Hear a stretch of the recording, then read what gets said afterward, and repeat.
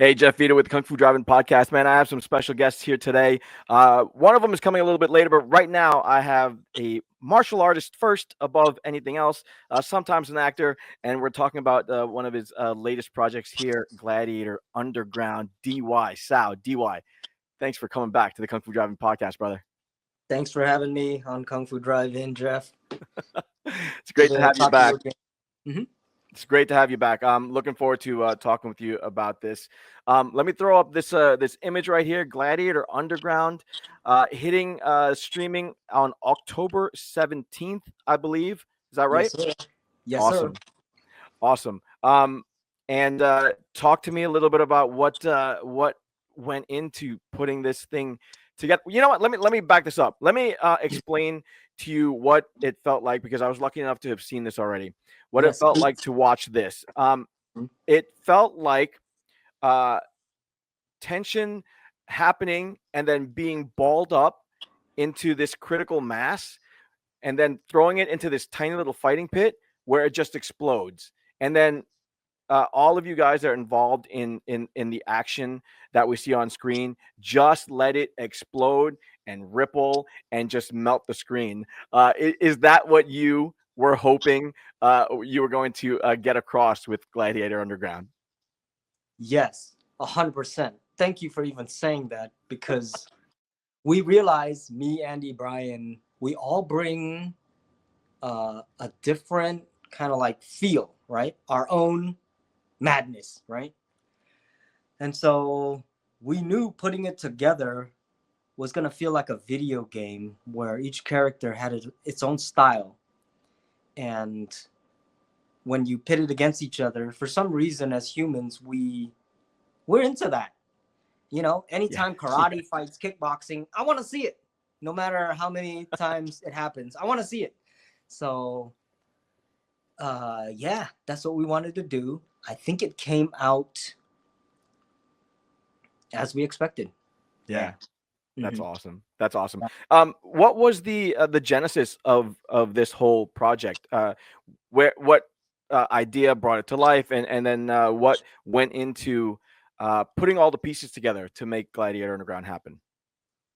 The genesis is always from my childhood. You know, we're always trying to like rewrite our, not rewrite our childhood, fix the things that didn't occur in our childhood, or the great things in our childhood that we want to bring back. And so I'm really into Street Fighter. Uh, Yeah. Street Fighter 2 when I was 13, it was in the arcades. Obsessed with Ryu, you know, hence I put out into the universe that I want a Cambodian character in the Street Fighter universe. Hell yeah. He doesn't have to look like me. It's not about me. It's just a Cambodian representative in the world of warriors would be great. I know we're a minority population, but I'm putting it out there. And so, in a sneaky way, I said me, Andy, and Brian should be characters in this thing, and it turns out I'm Ryu. No, I'm evil Ryu. Andy's Ryu, Yeah. the guy who walks away right at the end when he wins. Uh, and the chaos of Brian is none other than Akuma. It's like he's a good guy, but goddamn, is he a bad Yeah. guy, right? Yeah. And so I gave these characters to someone that was interested in writing, which was Ariel, thank God, and he is also Blyberg, you know. So he Sure. produced it, he wrote it. I was shocked that he can kind of write three leads like that and intertwine it so nicely. I thought it was masterful because he was like, be patient with me. You know, I'm an experienced writer, but the first time writing a screenplay, I was like, dude, this is really good. In the first rendition, we had flying guillotines and everything. I was like, this is my whole like childhood. I was excited. And obviously, you know, it's an independent film. We have constraints. So we narrowed it down to the things that took people on a journey that mattered and entertained them at the same time. Um, so yeah, we went to Ariel Bleiberg, which also helped us fund it and is our sales agent. He's the one who wrote it. These are all his ideas, even though I created the characters that we can play really well. Dynamic, the perfect dynamic between me, Andy, and Brian. And thank God it worked out. And now we know a good formula, Yeah, it is a good formula on screen. It's not an unfamiliar formula. We like you said, Yeah. everybody loves the whole tournament setup and wants to see style against style. Yeah. What was it about Gladiator Underground that you brought to it, that you guys as a team brought to it to make it stand out and make it feel a little bit different?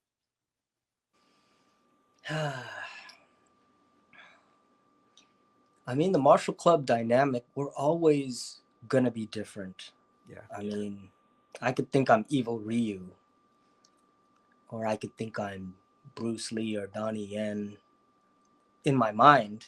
But I learned through this phrase, in failing to imitate your heroes, you find yourself. And so, because we have an array of heroes, from martial artists to actors and just influential people that have touched our lives, we're going to be different. We're going to have different frequencies. And the cool part is this: me and Andy will have our own frequency. But then when we're in the same scene or fighting together, now we created a frequency that didn't exist prior, So that's how it's different from other films. Not to mention, in my mind, okay? This is just in my mind. Who loves martial arts more than me, Andy, and Brian? Yeah. There's obviously people, but I've done this for 39 years. And I still love martial arts. I can't wait to go to training. Andy and Brian, not to get ahead of myself, but we're setting the foundation for a film. It's really Andy wrote. This is our passion project for Martial Club.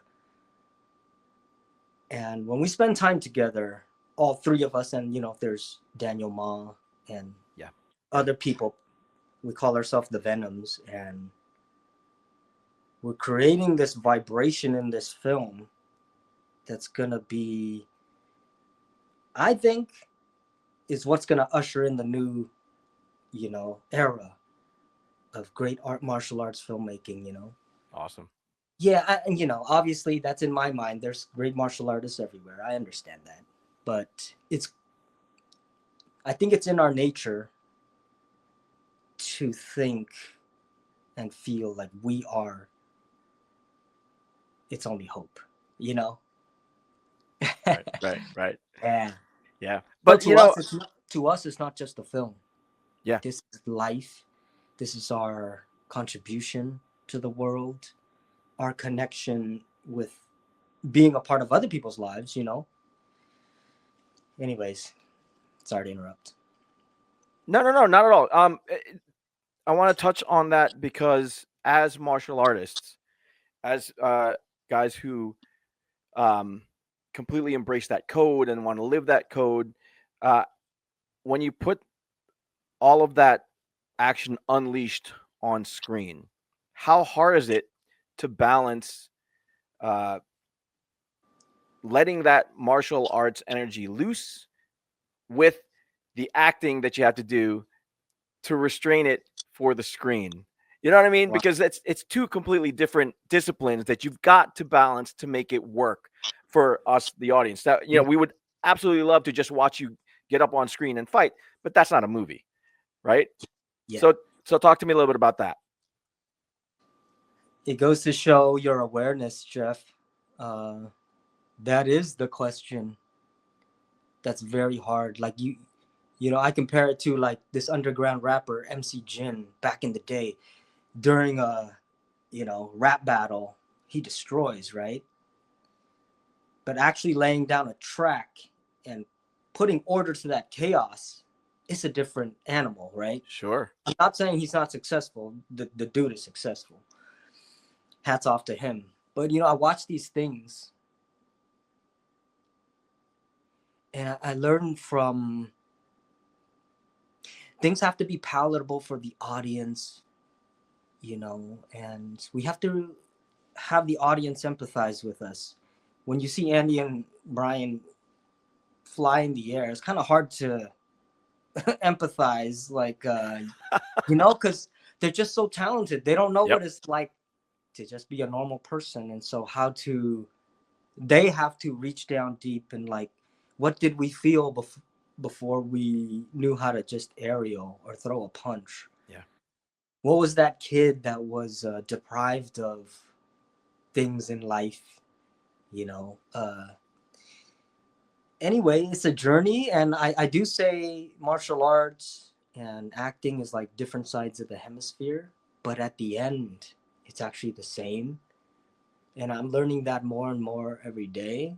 The more I, lose part of my physical prowess, I grow between my ears. Right. So I even say that having 2 hip replacements is one of the best things that ever happened to me. Oof. And it's true, because I get to kind of learn how to walk again, literally learn how to walk again. And on top of that, don't do things because you feel pressured to do it. Do it because it comes from your own truth. That truth vibrates deeper and farther than your physical prowess, So I'm grateful. Yeah. I hope I answered your question. Yeah. Well, let me touch then on putting order to the chaos of what you guys are putting down for Gladiator Underground. To wrangle all of these styles and all of these movements and all of these skilled, talented martial artists. You had a fight team, no doubt. I think you had 2 fight teams for this, but Joseph Lay, amazing, talented filmmaker and action designer, was entrusted with putting together all of this stuff and making it look good on screen. So what was the process then of trying to wrangle all of that martial arts energy and make it something that those of us in the audience who are not as accomplished as you guys can process without it being overwhelming? Thank you for saying that and realizing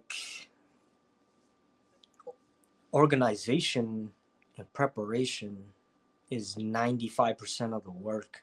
Always. And it's a lot of work. And Joseph Lay had to put order to the chaos. And that chaos is me, Andy, and Brian. You know how much chaos? We go to Korean barbecue, we're chaotic, bro. But the fact that he was there, I didn't foresee this. It enabled us to be even more wild. Nice. And you saw the film. Yep. Brian got wild. Yeah. We were one day I walked onto set. Brian was like, I'm not going to give away what happened. Yep. But he was like, DY, I just achieved my dream today. And I was like, what? What are you talking about? He was like, I got to, and you know that scene. That scene's improv. He's what? Like, no I way. got to do this. And I was like, what? Why is that your dream? Why is that your dream? What are you talking about? Brian's got some weird dreams, bro. And he's like, you don't want to do that? I was like, no, I don't want to do that. Which, by the way, the other guy is our friend that went there last minute. Oh, nice. Yeah, his name's Gabe Wuan. I've known him since he was 16. So the team we're bringing over, we've known these guys for decades, And shout out to them, which I call Martial Club family. There's 15 of us in Thailand. Some is in the hotel, some is in the nearby Airbnb. We walk around the city and we see our friends. It feels like home, you know? Like we brought the OC to Thailand. And that really matters when you're trying to like find your, or keep your own truth and stay centered. Because while we're playing these characters, they're the toxic alter ego of us, right? You understand what that means? We have to recenter ourselves every day. Like we have to meditate on set, meditate on off days. Because filmmaking you can really get lost. With unleashing so much energy, unleashing all of that at one point, you guys have to be kind of drained, mentally, physically, emotionally, when you're trying to put all that on screen. What did you guys do to kind of center yourself and refocus, so that you could keep going? I don't know what the shooting schedule was like for this, so I don't know, how much time you had to prep and do all that, but from the action that we do see on screen, it looks like it's just balls to the wall, from beginning to end. So it had to be, quite an effort just to keep everything together so that you could finish the film. Yes. Thank you. Preparation is 6 months prior. Preparation is a lot. So 6 months of preparation before we shoot. What was your other question? I'm sorry. No, so what did you guys do just to recharge and to kind of maintain or regather yourself so that you could keep that focus because of the no doubt immense drain that it put on you guys? A lot of meditation. We meditated a lot. Even on set, we'd sit, me, Andy, and Brian would sit in a circle. Sometimes we would even hold hands and just realize, like, what movie, what pressure. That's a common thing we would say before we do a take, like, what movie? Nice. Because to a certain extent, it used to be a curse that we can't help but be ourselves. But now it comes to fruition. It comes to be our asset, that the fact that we can't help but be ourselves is our strong suit. We try to be, in Bangkok Dog, I try to be cool. I try to be this, I try to be that, but I'm just me. And that's the missing piece that I was talking about. Yeah. I'm just a normal person. And that's what people can relate to, in this era of influencers and people who are well rehearsed in how to present themselves. We have no choice. We can only be ourselves. Yeah, but your fans, that's what we want to see. Yeah. It's just hard for us to swallow that. Damn, I wish I was more, right? We always just kind of wish that. But I've come to accept that, yes, I can wish that. But I have to I can only be myself because I don't have the skills to placate to anybody. It's too much. Talk to me about the rest of the cast, because you had a great cast around you. Mm-hmm. How much martial arts skill were we talking about in that cast? Not everybody was martial arts uh, adept, I'm sure. And I wanted to give credit to APASIRI and SELINA, the two female characters in this. Yes. Powerful characters all on their own, and even in the midst of this sea of raging testosterone, neither of them were ever damsels in distress and didn't need to be rescued at any point, other than to carry the story forward. So I did want to give them credit. But talk to me a little bit about putting that cast together to help you realize this film. Well, first off, it was great that the two girls are best friends. Nice. So they're very comfortable with each other. They can go far, in like threatening each other. And they're in real life, they're kind of opposite of, let's say like Mantis. Selina is the total opposite of the character she played, which speaks even more to her ability. She's such a or they both are so sweet and very intelligent. And I think that's where we can bow down to. Like, all the guys would be like, "Yep, girls have it going on. They're very smart. Our director is Yeah. a girl, Yep. and girls are fucking smart." So yeah, it made sense that they were the mind behind it, because their mind is definitely more powerful than us. Yeah.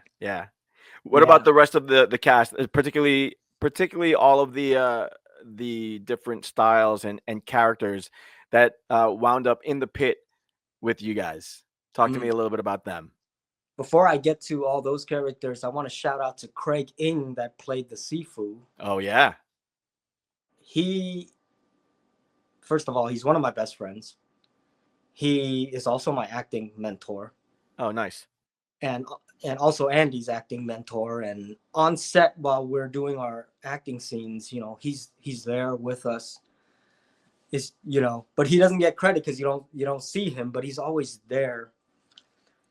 And he made us feel like we could be ourselves, and it was enough. And shout out to him. Ron Smorenberg, a legend, right? Mm. Did you see him? He was fighting Andy. Yep. And he loves martial arts. Like, Ron loves martial arts, and he loves martial club. So even though he's gonna be a star in the next film, in this other film he's talking about, but yet he took a small role just to help us. You know what I mean? Cool. Yeah, and so it's very touching. Who do you want me to talk about? What? The guy who played the vampire, he trained with me for 4 years every Saturday. So it's like we know each other. All right. Well, that's not. By the way, that's not giving anything away. There's just talking about that vampire character. I'm trying to be careful. Yeah. No.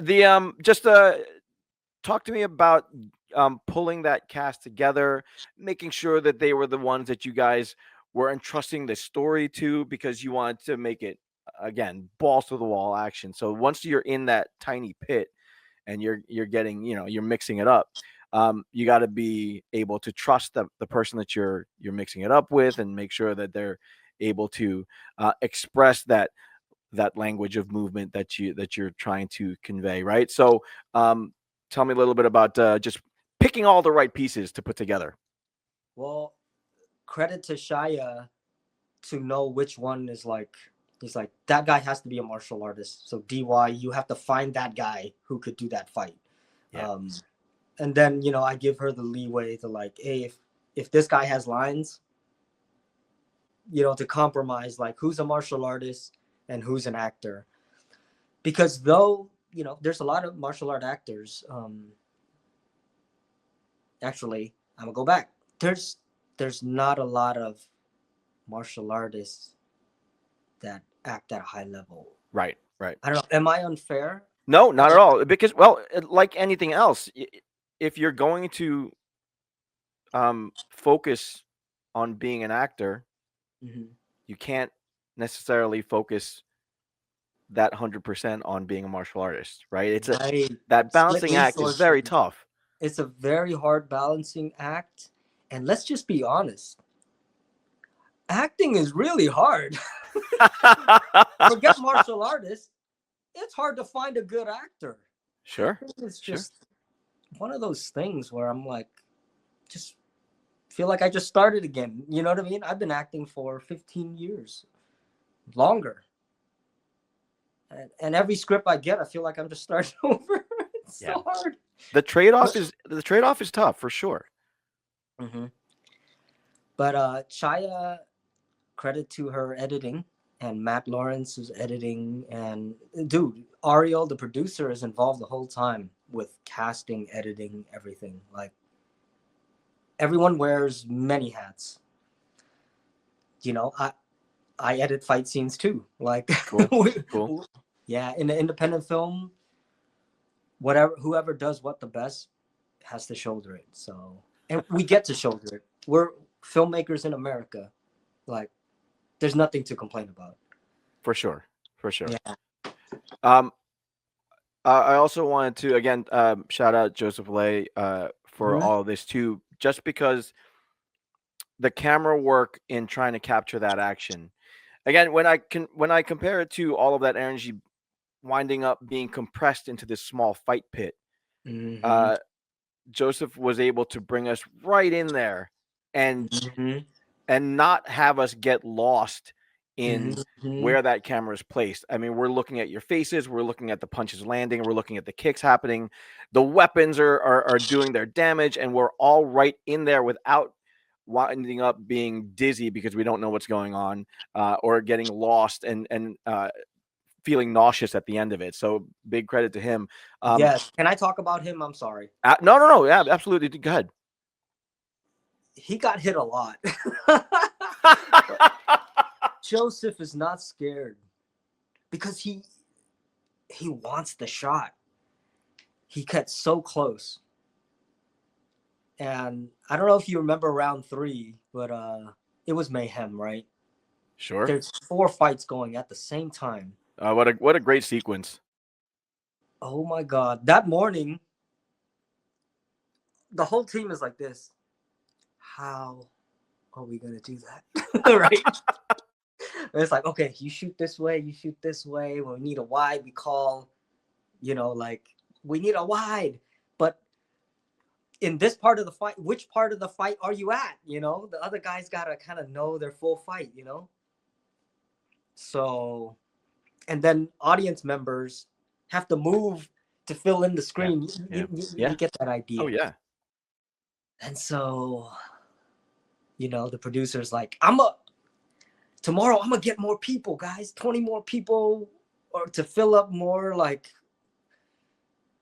it's amazing how it came out, because I really liked that 3rd round, but that morning, Joseph can't sleep. We're stressed. Yeah, just to give you a peek into like what it feels like. It's stressful. But that's not throwing the producer under the bus. That's giving credit. Like, they're just trying to help us. But these jobs it's hard for a reason, or else anybody could just do it. We shot that fight in 1 day, Jeff. Wow. Ain't that crazy? That's awesome. And that's a lot to ask of you guys. There's people who weren't supposed to hold camera, but the Martial Club family, a lot of us know how to hold camera and operate, And we're just like, they're just visiting set, like, hey, can you hold camera? I know you know this shot, And we have this whole Bible in our head. Like, remember this movie? This shot, Iron Monkey, the drag shot right here with the 4 monks. We know what we're talking about. You know what I mean? Yeah. And so that's how important it is to have a team where you know all the right references. For sure. Because imagine taking the time to explain it. It's just, it's too much bandwidth to perform and do all that. Yeah, it's a perfect segue to the next question then. What were some of the influences that you guys drew on to make this all come to life? Because we don't exist in a vacuum. And obviously, we're inspired by many different things. I thought I saw a few things that I was like, oh yeah, that was a touch of this. So tell me a little bit about some of the inspiration that went into putting this together. My answer is, I mean, the influences these pioneers had is on our whole life. Yeah, of So course. sometimes we forget where we draw it. Obviously, you could separate the Bruce Lee from the Tony Jaa, you know. Yeah. But it all melts together, you know. It's not quite like a salad, right? Everything is still distinctly itself. Yep. Yep. And then out of, you know, my drunken fist that I performed, out of my drunken fist, being influenced by it all, it comes out something brand new. And then the other experiences I had in my life, like I had the sequence where I'm bobbing and weaving, and that's because I used to play basketball, you know. It's like we bob and weave a lot, right? If we play basketball, you have to go with the ball, you have to juke the opponent. So I was like, in my drunken, I'm slithery like that, you know. Yeah. And I think that was probably my favorite sequence. Nice. Because I've never done that. And drunken and the character Max got me to be more formless. You know what I mean? Yeah. Yeah. I really enjoyed playing Max. I don't know if it came across, but oh no, it did. It did. Speaking of the styles, with the many different styles that you guys tried to present on screen, yes, what was the thought about portraying all of those styles? Was it important to portray it faithfully, or was it more just cinematically giving them their spotlight where possible? I think we're pretty selfish in that we're not spotlighting our pioneers. Right. We spotlight them in interview. But when we're expressing our own truth, everybody else's truth surrounds us, and our truth is very distinct. So when I'm fighting, it's very distinct from Andy and Brian's. We could do exactly the same choreo, but our expression is different, you know? Sure.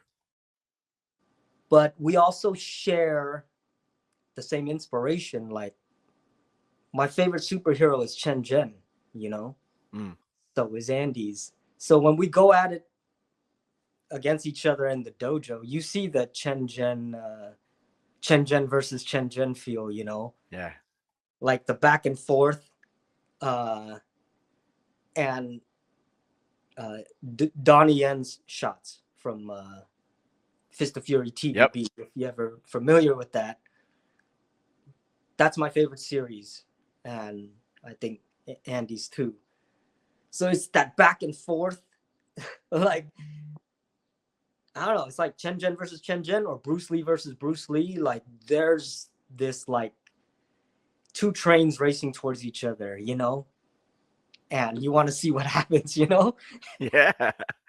And we mean it. We're not trying to help the other guy. We want to win, you know? That for sure.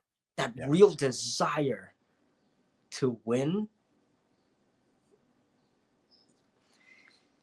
I think that's what makes me and Andy's clash special. Yeah. Because it's like, I'm not trying to help you. Almost like, I love you, but F you, you know? Right? It's a great dynamic. It is. It really is a great dynamic. Yeah. You know, speaking of that, let's play the trailer. I know the trailer dropped officially when we're recording this. It dropped yesterday, but it is available online now, and I'll point the audience to that. But let's play this trailer. So sit back and take a look. Okay. 3, 2, 1.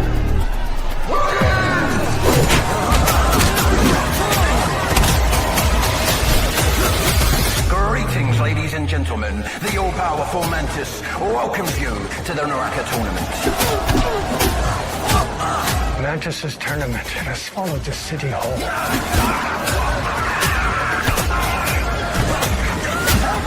Bet on me. I'll win you money. Did you miss me, little bro? This tournament is the ultimate convergence of chaos and order. Spin the wheel! Spin the goddamn wheel! What the hell's going on?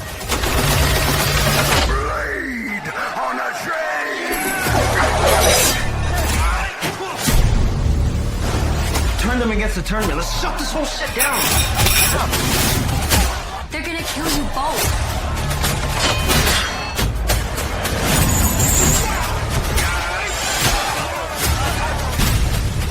I'll turn this whole city against you if I have to. They're not here to watch you fight. They're here to watch you die. This fight will be to the death.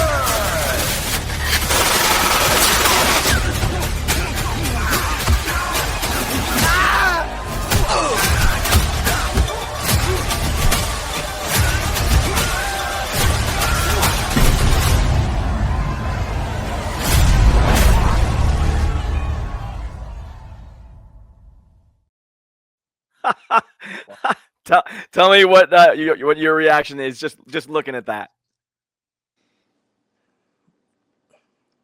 It's like, is that me? You know, after the movie premiere, someone did walk up to me and they watched the whole movie and they were like, was that you? Wow. Like, I think, you know, because in person, I don't think I'm like Max, you know. Sure. He's I like, hope not. he's like the alter ego that's in me, but obviously, as an adult, you have another side, you know. So, yeah, it feels crazy, man. Yeah. You know, and this is not the first time. Like, as I was a kid, I imagined it all, you know. You know, before I even joined Wushu, I volunteered to take tickets for a Wushu tournament just so I can afford to watch it. And when I watched it, in my mind, I imagined myself being a national champion. Nice. And then 2 years, 10 months later, it happened, you know? It's like that. I imagined myself being a father, and now it's here. Like, there's so many things when you get older, like, matches exactly what you wanted, you know, or you put time and effort into. Well, you talked about it before, preparation. You prepare for these things. Right. And that preparation, when it meets opportunity, you're able to manifest, right? Yes. And obviously there's plenty of things I imagined that didn't come to fruition, you know, and accepting that it's probably for the better that it didn't, you know? Sure. All right. Well, talk to me then about the premiere. You guys did have a premiere. What was the general consensus from the audience? Go ahead. Talk. Say it.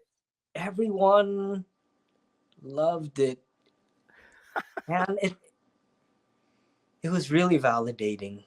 Cool. And you know, I'm pretty confident in the martial arts portion, you know, so for me it's like hard to sit through my own acting, you know, 'cause I'm still working on being secure enough to just watch myself act and let it go. But a lot of us criticize ourselves, and I talked to the other actors that watched it too. I was like, you did amazing. They're like, they went through the same thing I did, where just criticizing themselves the whole time, you know. So, but I did have a lot of compliments about my acting, and that felt really good. And I think that night changed my life. Or rewired my brain to be like, this is all a process and a work in progress. That I don't have to be anywhere because I'm already there. Yeah. You know? Yeah, that's my upbringing doesn't support that, and it's not anyone's fault. It's just, you know, that's how childhood is. Like, you're supposed to. The glass is half empty, you know. I just hope I don't carry that half empty glass going forward, you know. I want to see it as it's full, and I'm just trying to share pour it into other people's glass now. That's cool. That's great. That's a great Yeah. attitude. Without giving anything away, is this Gladiator Underground world that you've created a world that you may want to revisit in future films? I 100% want to revisit it, but I'm not married to it because I want to know what the audience wants, you know? Yeah. Yeah. Like,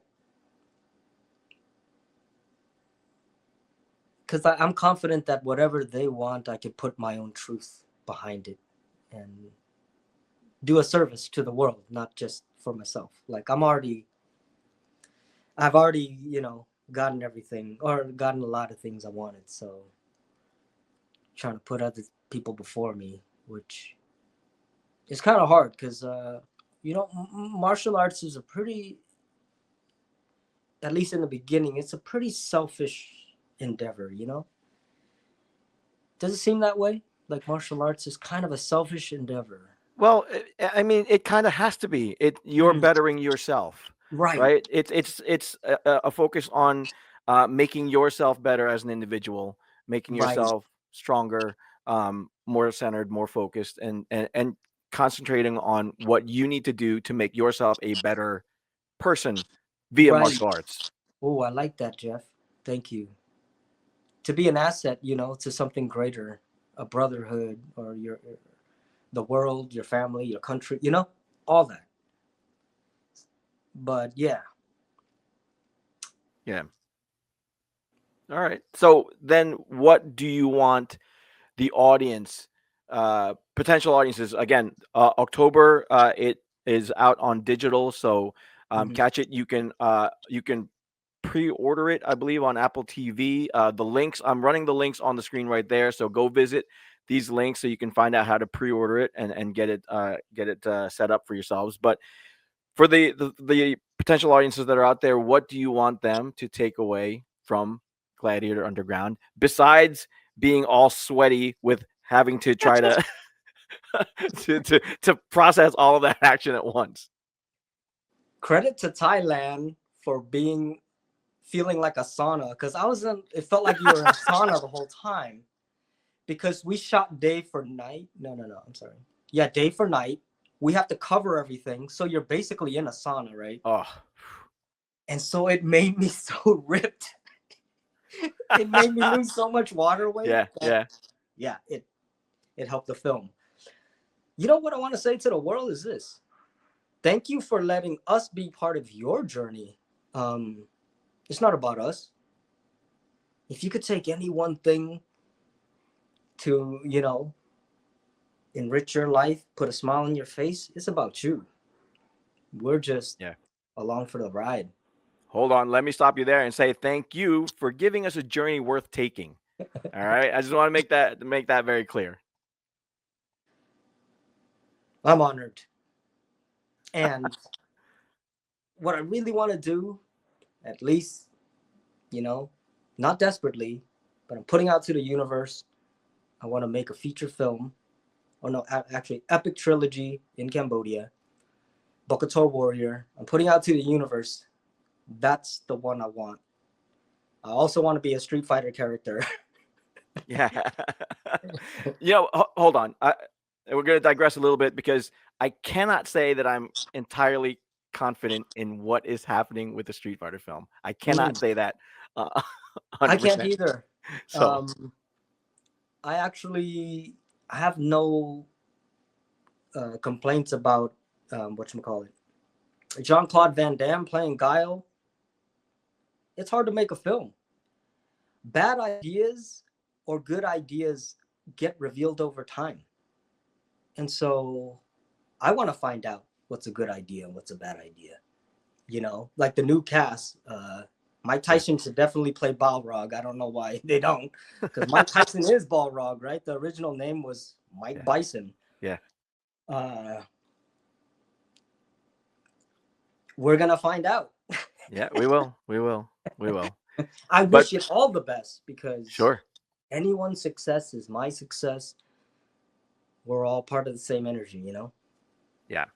Well, hopefully you and Martial Club and your entire team, Chaya too. Unfortunately, because she couldn't join us, but hopefully you're continuing to gather that energy and letting it explode and ripple across your audiences in ways that we just can't get enough of. So congratulations on Digital Underground, man. Sorry, on Gladiator Underground. Looking forward. Digital Underground. I know. Oh, bro. that was a slip. No. Yes. I know that whole first song that Tupac was on. The same old song. Nice. You want me to sing the whole thing? Not kidding. No, but Gladiator Underground. Again, it was frenetic. It was furious. It was fast paced, and it was awesome to watch you guys do your thing. Looking forward to seeing what you guys continue to do with that. Best of luck, brother. It's always great to hear your insights. October 17th on streaming. Visit these links to go pre-order it and check out what DY SAO and Chaya put down, and with the Marshall Club guys. Again, shout out to the entire cast and crew. Well done. Congratulations. Thank you so much, Jeff. Hey, one day we got to invite you on set. You know what I'm saying? I would be honored to I would have been the guy in the booth. That would have been great. Oh, the one talking. Oh yeah. I can see that. Nice.